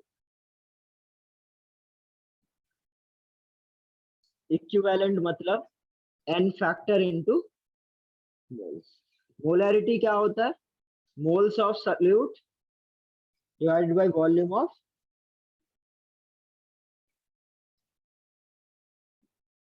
सॉल्यूशन इन लीटर। तो ये मोल्स ऑफ, ये है। नॉर्मेलिटी क्या होता है, number of equivalent of solute divided by volume of solution in litre. तो नंबर ऑफ इक्विवेलेंट की जगह मैं क्या लिख सकता हूँ, एन फैक्टर इनटू मोल्स। तो नॉर्मेलिटी इज इक्वल टू क्या लिख सकता हूँ, N factor into moles upon volume. तो मोल्स अपॉन वॉल्यूम क्या हो जाएगा, मोलैरिटी। ये क्या हो जाएगा, मोलैरिटी इनटू एन फैक्टर आपका नॉर्मेलिटी। तो बहुत सा देखो क्या होता है, मैं जितने क्वेश्चन कराता हूँ उसमें नॉर्मेलिटी नहीं दे दूंगा, और मैं पूछूंगा भी तो नहीं दूंगा, क्योंकि मेरे को पता है तुम लोग को नॉर्मेलिटी नहीं आती। बट आपको अभी क्वेश्चंस दिख सकते हैं नॉर्मेलिटी के। ठीक है, तो नॉर्मेलिटी यदि कहीं लिखा हो, कहीं ऐसे लिखा हो 0.1 नॉर्मल, इसका मतलब क्या है, वो आपको नॉर्मेलिटी गिवन है, जस्ट जो उसका एसिडिटी और बेसिसिटी जो होता है वो उससे आपको क्या करना पड़ेगा, डिवाइड करना पड़ेगा। ठीक है, और एक बात और बताऊं, यदि कोई नॉर्मेलिटी लिख के दे रहा है ना, तो जहां जहां आप मोलैरिटी यूज कर रहे थे वहां वहां नॉर्मेलिटी यूज कर दो। क्योंकि आपको हमेशा क्या करना होता है कि H प्लस का अमाउंट डालना होता है, और H प्लस का अमाउंट तो किस पर डिपेंड करेगा, कितना उसका एसिडिटी और बेसिसिटी है, उसमें आपको मल्टीप्लाई करते ही हो आप लोग, तो आप सीधे नॉर्मेलिटी यूज कर लो। आया समझ में, पहले आप क्या करोगे, मोलैरिटी निकालोगे, बाद में मल्टीप्लाई करोगे, तो वो तो नहीं, ऊपर नीचे कैंसिल आउट होना ही है। तो आप क्या कर सकते हो, जो भी आपको नॉर्मेलिटी गिवन होगा आप उसको डायरेक्ट यूज कर सकते हो। समझ गए, वैसे आपकी बुकलेट में कहीं भी दिया नहीं हुआ है नॉर्मेलिटी, शायद क्योंकि आगे पढ़ाते नहीं है इसलिए। ये आ गया ना समझ में, नॉर्मेलिटी क्या है। तो अब मैं इक्विवेलेंट समझ में आ गया, तो मैंने वहीं पर लिखा है बेटा कि number of equivalent of acid is equal to number of equivalent of base. Equivalent इसलिए लिखाया क्योंकि आपको वो एसिडिटी और बेसिसिटी का क्या करना पड़ेगा, यूज करना पड़ेगा। तो उसके लिए आपको क्या करना पड़ेगा, जितना भी मोल्स गिवन हो उसमें आप एन फैक्टर का मल्टीप्लाई कर देना, यदि एसिड है तो उसकी एसिडिटी, उसकी बेसिसिटी, और बेस है तो उसका एसिडिटी। समझ गए, ये फिनोफ्थलीन का जो रेंज होता है ये तो पता है ना।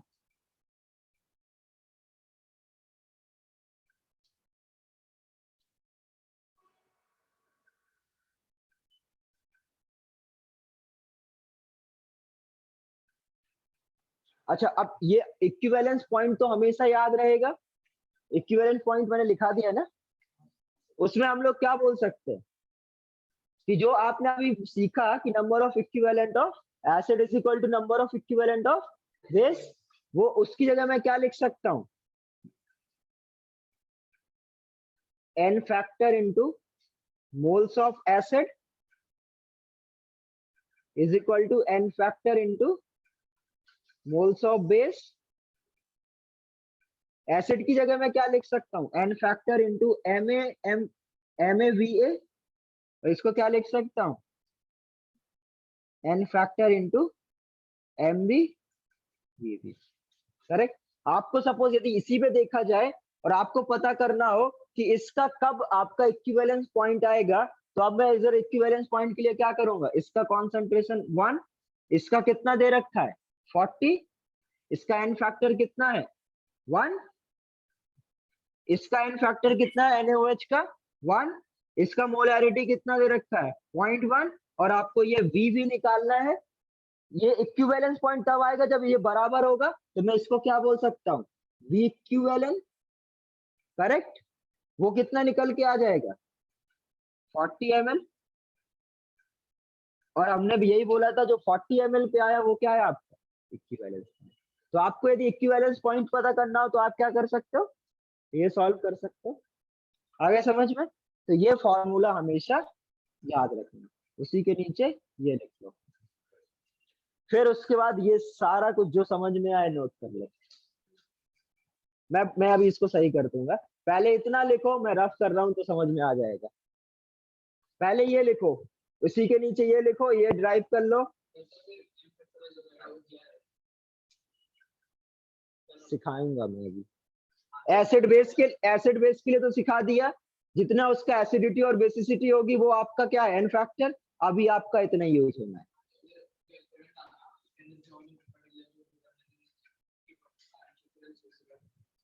दिया था ना, तो वो आप बहुत निकालना सीख जाओगे, बहुत आसान।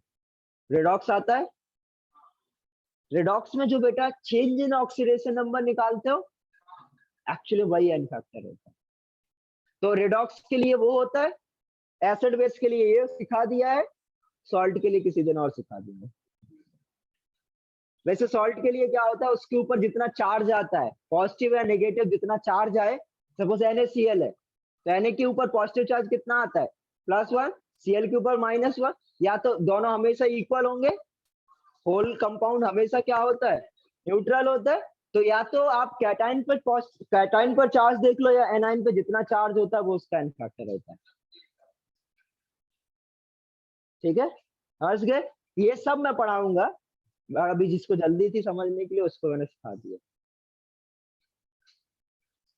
12th में प्रोबेबली पहला चैप्टर मैं वही पढ़ाऊंगा, वॉल्यूमेट्रिक एनालिसिस। अब वो देखना पड़ेगा कि उधर पे क्या चल रहा है बाकी सेंटर पे, यदि बाकी सेंटर कुछ और पढ़ाया, मेरे हिसाब से मैं तो वही पढ़ाता हूँ 12th में पहला चैप्टर, बट उधर कुछ और शुरू हुआ तो फिर उसके हिसाब से कराऊंगा, क्योंकि सबको बराबर लेके चलना है। ये हो गया, लिख लिया ये।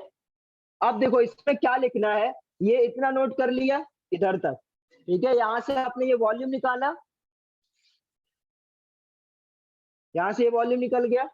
अब आप क्या करो, मैं कुछ कुछ रफ करूं तो साफ दिखेगा।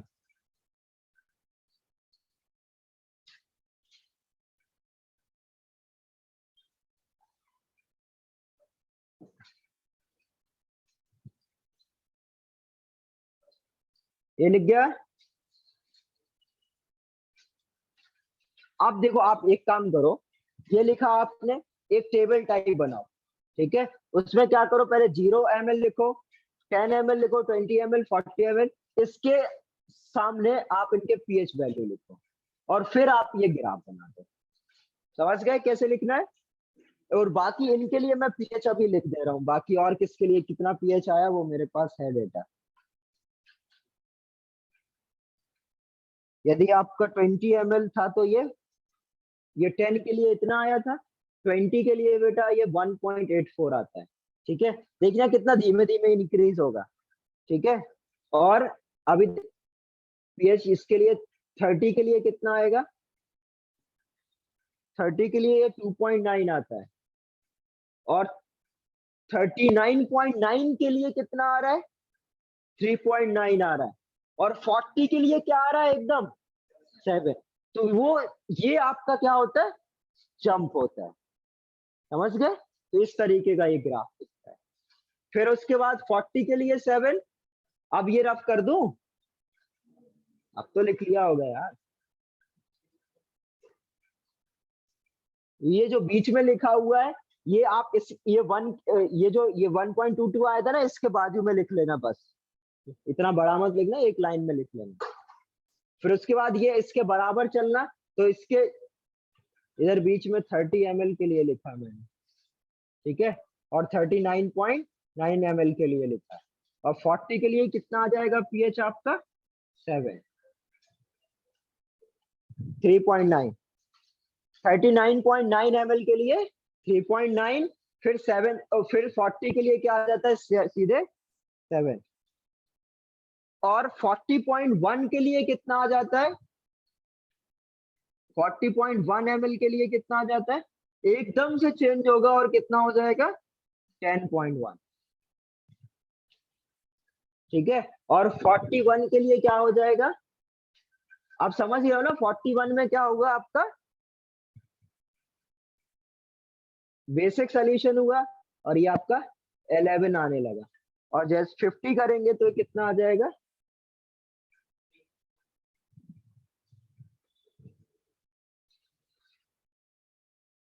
12.05।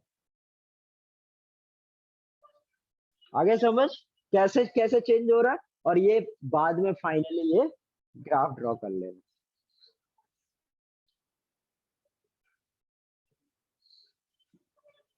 ये फील आ गया कहां पर इक्विवेलेंस पॉइंट आ रहा है, कहां पर क्या आ रहा है?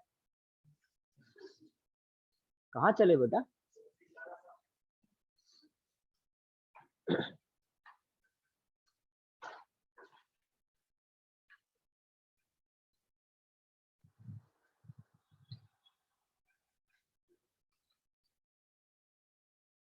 लिख लिया? बना लिया? कहाँ लिख दिखा?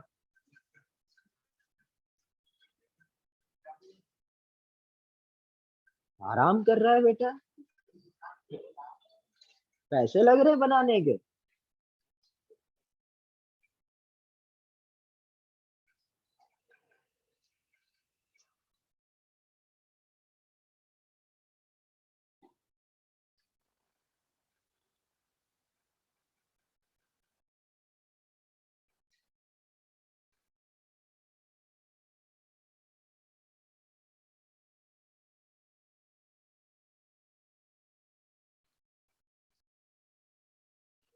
ठीक है, तो जो एंड पॉइंट होते हैं बेटा और इक्विवेलेंस पॉइंट होते हैं, वो जरूरी नहीं कि बेटा आपके सेम हो। दोनों में अंतर मैंने बताया। इक्विवेलेंस पॉइंट क्या होता है? जहां पर बेटा एसिड और बेस के इक्विवेलेंट बराबर आ जाए। और एंड पॉइंट क्या होता है? जहां पर कलर चेंज हो। तो जब तक कलर चेंज नहीं होगा तब तक आपका एंड पॉइंट नहीं आएगा। तो आपसे पीएच क्या पूछा जाएगा? या तो आपसे पूछा जाएगा कि एंड पॉइंट पर पीएच बताओ, या आपका पूछा जाएगा इक्विवेलेंट पॉइंट पर पीएच बताओ, या आपका किसी पर्टिकुलर कॉन्सेंट्रेशन के लिए, आप किसी पर्टिकुलर वॉल्यूम के लिए पीएच बताओ। इस तरीके के क्वेश्चन आपसे पूछे जाए। हाँ, हमेशा 7 थोड़ी रहेगा बेटा। ये स्ट्रॉन्ग एसिड स्ट्रॉन्ग बेस था तो ऐसा हो रहा था, कोई और यदि सोल्यूशन होगा तो चेंज हो जाएगा। वैसे आ जाओ बेटा, पूछ गए तो तुम पूछ के थे नहीं, है? आ क्या रहे हो पूछ के? ना जाने वाले को कोई रोक पाया है, ना आने वाले को कोई रोक पाएगा। तो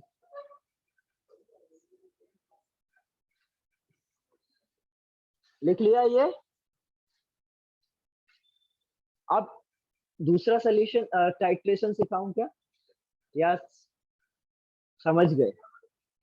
या समझ गए? एक और लिखो जरा, titration of strong base with weak acid. titration of strong base with weak acid. लिख लिया ना सभी ने ये? हाँ,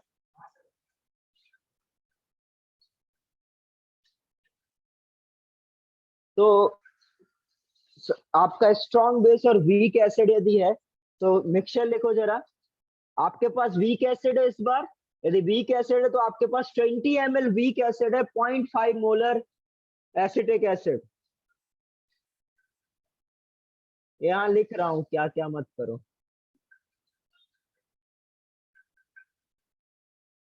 ये आपके पास क्या है बेटा? वीक एसिड, और आपको क्या गिवन है? 0.5 मोलर NaOH, स्ट्रॉन्ग बेस। यदि ये गिवन है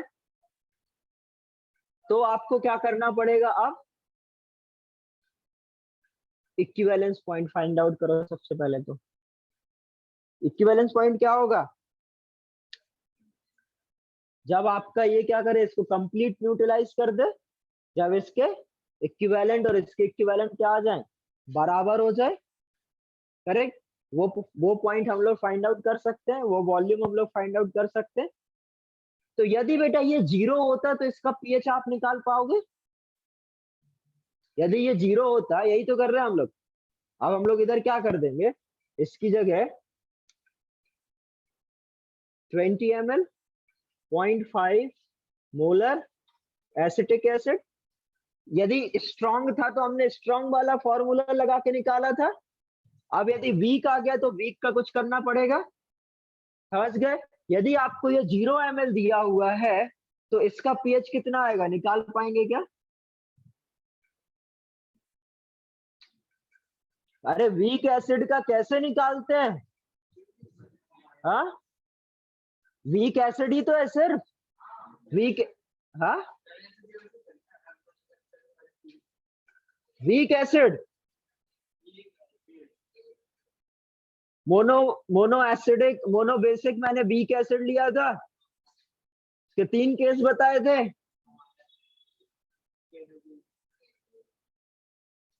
पीएच यदि आपका ये 0 दी रखा तो पीएच कैसे निकालेंगे? सब कुछ एज्यूम कर लो, जो मानना है। नॉर्मली फॉर्मूला जो आता है उससे निकालो, कितना आएगा? क्या फॉर्मूला था?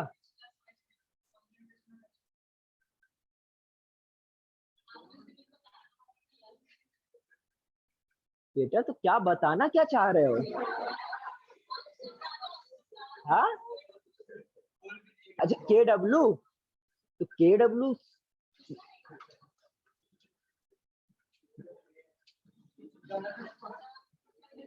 वो तुम्हारे जब तुम डेरिवेशन करोगे बेटा तब यूज होगा KW, ये मैं मान रहा हूं। बट पीएच पे पहुंचो, अब बहुत दूर, अभी हम लोग पीएच पे बात चल रही है। ठीक है, अब शुरू से मत, मैंने पहले बोला बेटा डेरिवेशन करने की जरूरत नहीं है, पीएच पे आओ डायरेक्ट। फॉर्मूला क्या था? कुछ नहीं याद रखे हो ना? कॉपी कॉपी पलटो पलटो, जल्दी जल्दी देखो जल्दी से। पीएच का क्या आया था? Weak acid, week.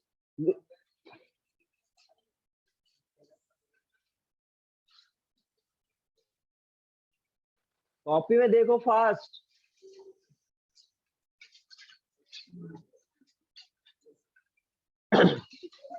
यस, मिल गया।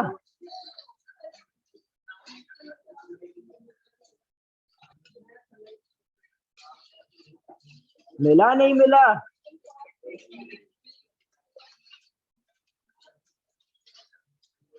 वीक एसिड के लिए मैंने 3 केस बताए थे। जब आपको वाटर कंसीडर करना है, वाटर कब कंसीडर नहीं करना है, कब अल्फा को आपको 1 लेना है नहीं लेना है, ये सारे केसेस बताए थे। तो उस समय मैंने आपको ये पीएच का फॉर्मूला, तो यहां से आप क्या कर सकते हो?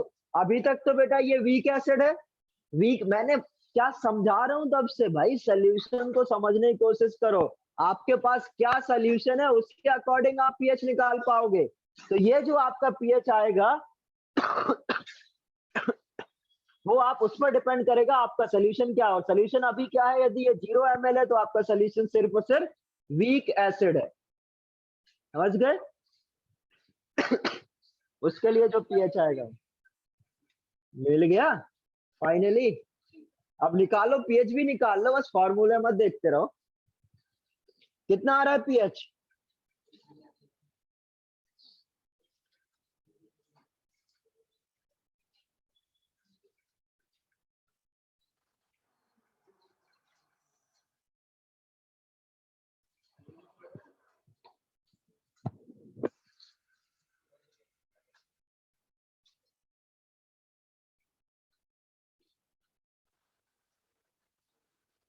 देखो जरा कितना आएगा, मैं ही कर दूं, तुम लोग तो, अच्छा तुम लोग को पीके नहीं पता होगा ना। हाँ हाँ 4.7। सही पीके तो पता होना ही चाहिए, लेकिन अभी तक किसी को जरूरत पड़ती तो मेरे से पूछ लिया होता। लॉग सी कितना हो जाएगा ये? 0.5। कितना आएगा इसको सॉल्व करके? 1/2 2 ऐड हो जाएगा, 0.35 2.5। कितना आ जाएगा ये? 2.5। देखो 2.5 ही आएगा। तो ये किसके लिए, 0 के लिए कितना पीएच आ रहा है बेटा? 2.5। अब यदि 10 ml ले लिया जाए तो क्या होगा? अब 10 ml लेने के बाद सोल्यूशन कैसा हो जाएगा?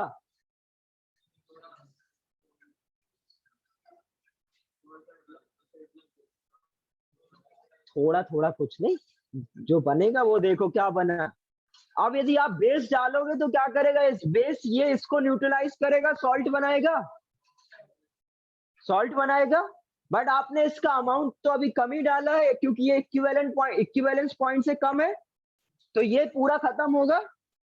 बट ये अभी बचेगा, तो ये बचा है, तो आपके पास सोल्यूशन क्या है? CH3COH और CH3CONA, ये है। इसको क्या बोलते हैं? वीक एसिड और वीक एसिड का सॉल्ट। तो उसको बोलते क्या है? Acidic buffer. अब ये एसिडिक बफर है। अब एसिडिक बफर का पीएच कैसे निकालेंगे? आपको सॉल्ट की कॉन्सेंट्रेशन पता है, एसिड की कॉन्सेंट्रेशन पता है, तो आप क्या बफर, अब यदि ये आ गया तो आप इसका पीएच नहीं निकाल पाएंगे। निकाल लो। नहीं बफर का बता ना बेटा, बफर का नहीं लग रहा है जो आप बोल रहे हो।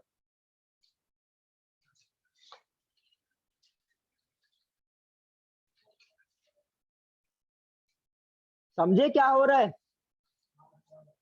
ये समझने की बहुत जरूरी है बेटा कि इधर चल क्या रहा है।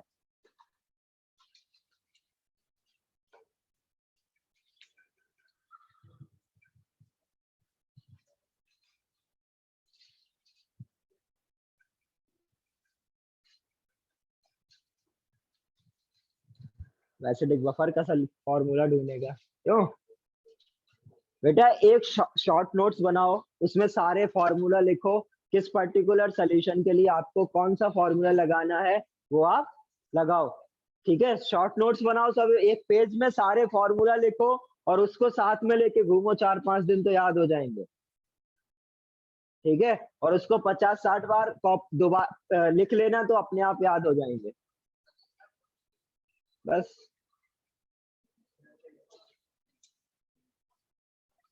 बेटा याद करने पड़ेंगे फॉर्मूले, बैठा है तू आराम कर रहा है, आज कुछ किया नहीं है तूने, क्यों नहीं किया ना कुछ? क्या हो गया, मन नहीं लग रहा है?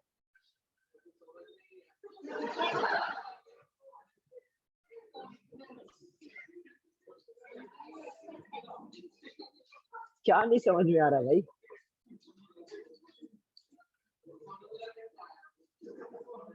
उसके लिए बेटा क्लास अटेंड करनी पड़ेगी, है ना? क्लास तो अटेंड करी नहीं, रिकॉर्डिंग ही देख लेता, है ना? बेटा अब ये सब तो फॉर्मूले कहाँ से आ रहे हैं, ये तो भाई तुम्हें आना चाहिए। 7 लेक्चर से कुछ तो पढ़ा ही रहा हूं ना मैं। क्या है इसका बफर, ये बफर, अब ये भी नहीं समझ में आ रहा है बफर सोल्यूशन है या नहीं।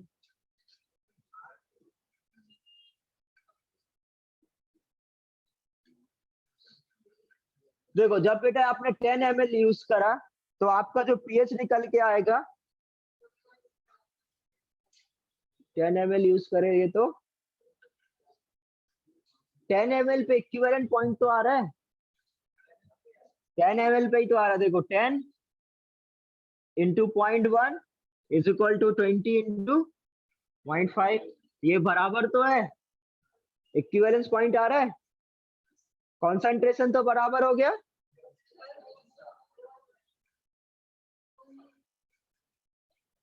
ये लिया मैंने और ये लिया 0.1 इंटू 10 ml, 0.5 ही तो लिया, 20 ml 0.5, 0.5 है क्या? अच्छा अच्छा अच्छा, तो 20 पे आएगा।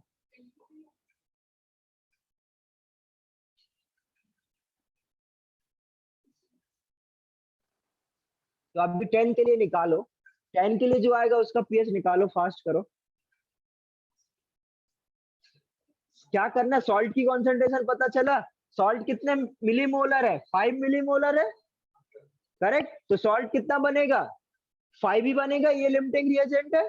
और ये बचेगा कितना, 10 में से 5 चला गया तो ये 5 बचेगा, 5 5 कैंसिल आउट हो जाएगा तो क्या बचेगा, तो ये आपका जो पीएच आ जाएगा वो किसके बराबर आ जाएगा, क्योंकि बफर के लिए आपका फॉर्मूला क्या होता है, pH plus log of concentration of salt upon concentration of acid, दोनों बराबर है, दोनों बराबर है। यदि दोनों बराबर है तो पीएच किसके बराबर आ जाएगा, ठीक है, ए के बराबर आ जाएगा। समझ गए, तो कितना आ जाएगा 4.7।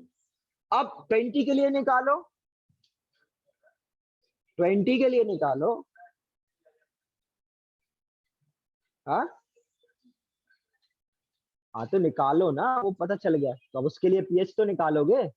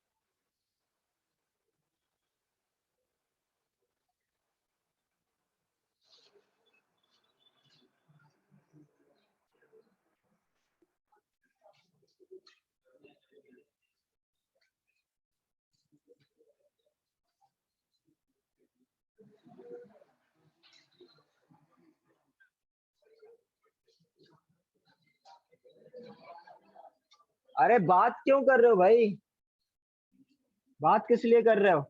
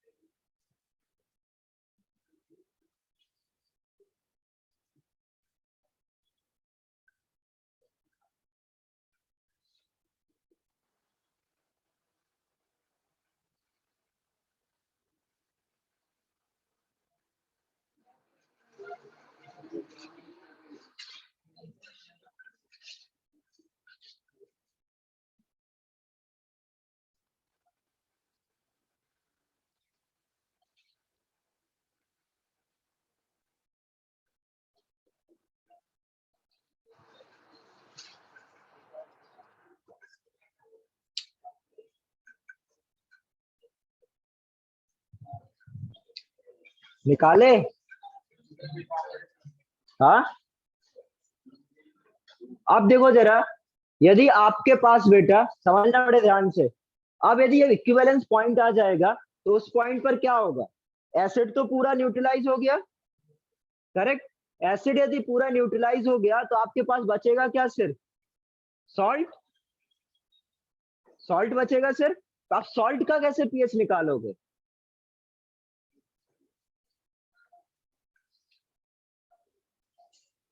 सॉल्ट का पीएच कैसे निकालोगे? सॉल्ट का पीएच के लिए सॉल्ट वाला फॉर्मूला यूज करना पड़ेगा।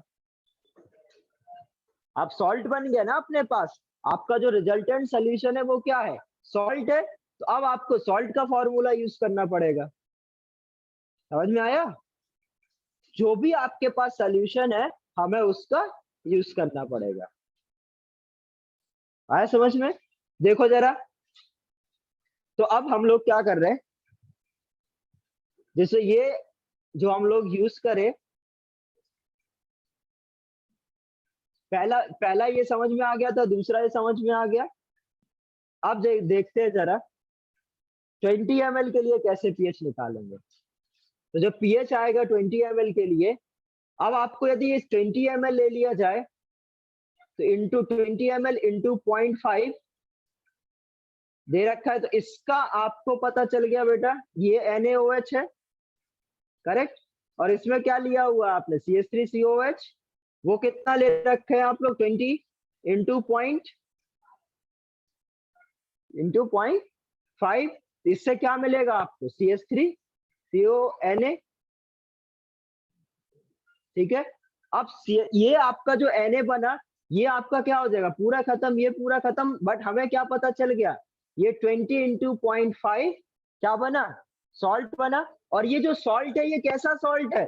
वीक एसिड स्ट्रॉन्ग बेस का। और वीक एसिड और स्ट्रॉन्ग बेस, वीक एसिड और स्ट्रॉन्ग बेस का जो सॉल्ट बनता है उसका पीएच का फॉर्मूला क्या होता है? pH is equal to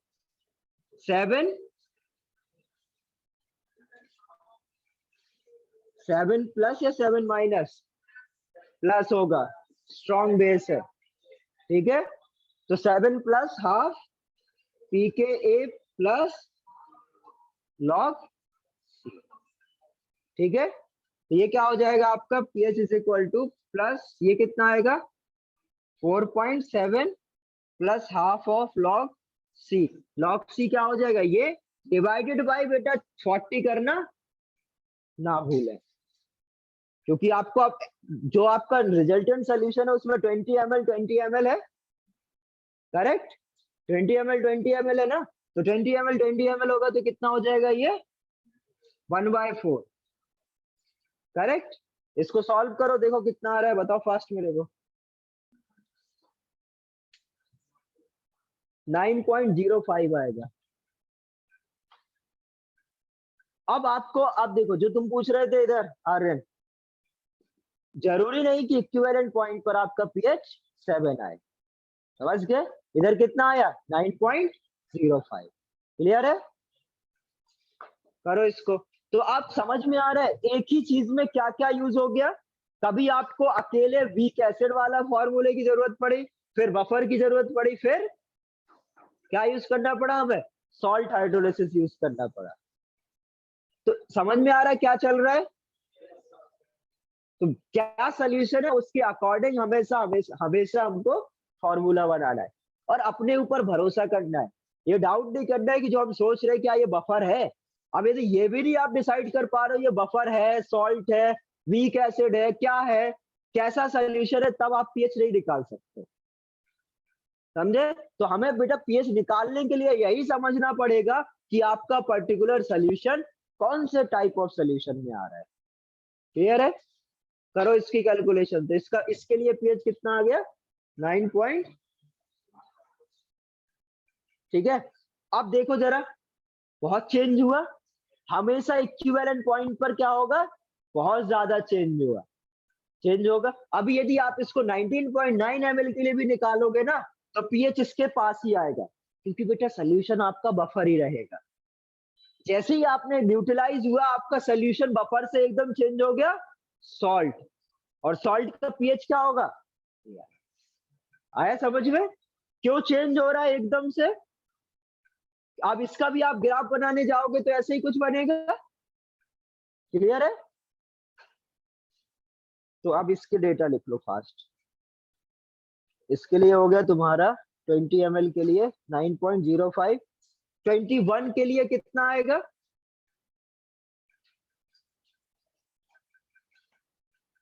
twenty one के लिए भी क्या हो जाएगा बेटा? फिर से सोल्यूशन चेंज हो जाएगा, सॉल्ट तो रहेगा नहीं, फिर से चेंज हो जाएगा तो पीएच में क्या आएगा? चेंज ज्यादा आएगा और कितना मिलेगा? 12.09। और यदि 30 ml है तो क्या आएगा आपका पीएच? 13 आ जाएगा। यदि आप ग्राफ बनाना चाहें तो ग्राफ कैसा बनेगा? इसका भी एकदम ऐसे, फिर ऐसे, फिर ऐसे। समझ गए? अब इसका जो इक्विवेलेंस पॉइंट आएगा वो कितना होगा? 9.05। इधर पीएच था, इधर क्या था? Volume of NaOH। समझ गए? ये कहां से शुरू हो रहा था? 2.5 से। समझ में आ गया?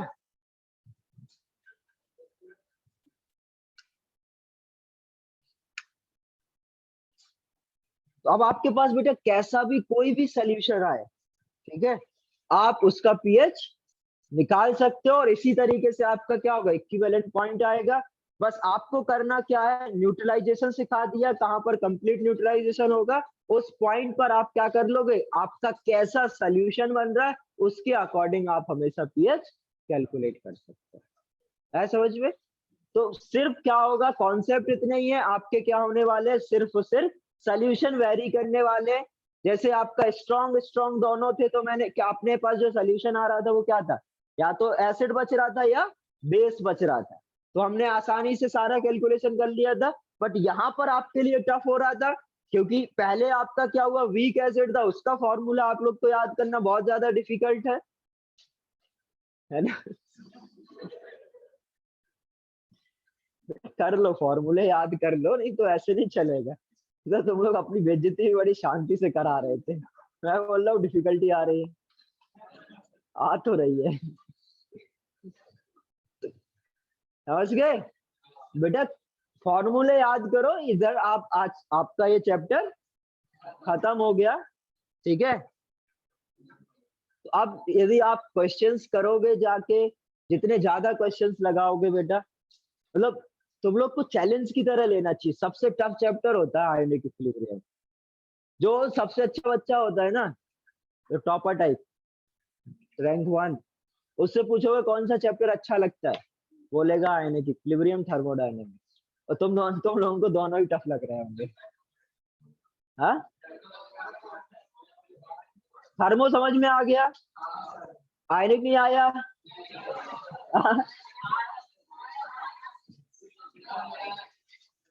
सुनो, आप समझो कि यदि किसी को समझ में नहीं आया, कोई बहुत बड़ी बात नहीं बेटा, मेरे को पता बहुत लोगों को नहीं भी आया। देखो, जिसने बेटा हर दिन फॉलो नहीं किया ना, उसको समझ में नहीं आ सकता। क्योंकि आपको पता है कि पहले दिन मैंने आपको पीएच निकालना सिखाया, अगले दिन मैंने आपको डायरेक्ट वीक के लिए मैंने पीएच यूज किया है। तो आपने पहले दिन की क्लास मिस करी है, दूसरे दिन नहीं, दूसरे दिन आप सीधे देखोगे नहीं समझ में आने वाला, सीधे याद है। और सोचो पहले के लेक्चर मिस करे और ये समझ में आ जाए, इम्पॉसिबल है। और यदि समझ में आ जाए तो फिर मैं कुछ गलत पढ़ा रहा हूँ। ठीक है? हाँ, अरे लड़ो मत बेटा।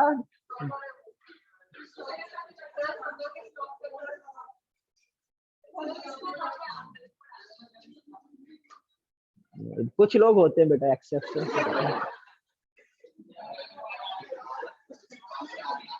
नहीं, वो सीरियसली, वो उसके बाद भी वो डेली सुन रहा है ना ठीक से। जो नहीं समझ में आ रहा है, यदि आप ठीक से सुन रहे हो और पूछ रहे हो तो समझ में आएगा। पहले दिन यदि मैं पढ़ा रहा हूँ तो मेरी तो कोशिश यही होगी ना सबको समझ में आ जाए। बट कुछ होते हैं बेटा जो दिमाग में बैठा लेते हैं कि मेरा छूट गया, मेरे को नहीं आएगा। अब क्लास में बैठे हो तुम, आईआईटी बॉम्बे में कल्चरल फेस्ट चल रहा है उसके बारे में सोचोगे तो फिर कैसे? हाँ जरा ना, गए कभी तुम लोग आईआईटी बॉम्बे? हाँ, बाहर नहीं, अंदर की बात कर रहे हैं बेटा। बेटा तुम लोग वो मुंबई में ही हो। हाँ, अरे शांत रहो, हाँ डाउट पूछो पहले।